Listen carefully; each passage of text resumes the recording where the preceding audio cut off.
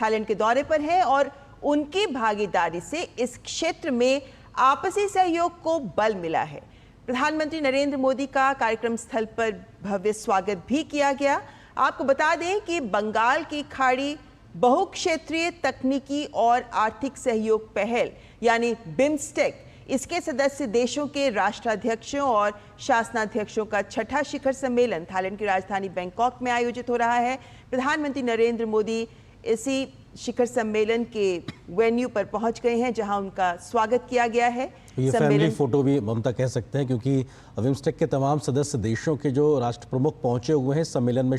में शामिल होने के लिए। इसमें प्रधानमंत्री नरेंद्र मोदी भारत की नुमाइंदगी कर रहे हैं और वो भी, और तमाम अन्य नेताओं की एक फैमिली फोटो भी दिखाई पड़ रही है, जो इस बात का संकेत है कि ये आगाज हो चुका है, छठवें शिखर सम्मेलन की शुरुआत हो चुकी है। प्रधानमंत्री मोदी की भी इस मंच पर मौजूदगी जी, और इस बार का विषय भी रखा गया है समृद्ध, प्रत्यास्थी और खुला बिम्स्टेक। और इस शिखर सम्मेलन का उद्देश्य भी यही है कि साझा सुरक्षा और विकास की चुनौतियों के लिए सदस्य देशों के बीच कैसे सहयोग को और आगे बढ़ाया जाए, क्योंकि बंगाल की खाड़ी से जुड़े ये तमाम देश हैं जो न केवल इस पूरे क्षेत्र की शांति और स्थिरता के लिए ज़रूरी है, बल्कि आपसी सहयोग भी अगर इन देशों के बीच बढ़ता है तो फिर क्षेत्रीय सहयोग के माध्यम से ये सभी देशों के बीच भी विकास के आयाम पर आगे बढ़ने के रास्ते और पुख्ता होते हैं। और जिस तरीके का वैश्विक दौर इस वक्त रणनीतिक, कूटनीतिक लिहाज से और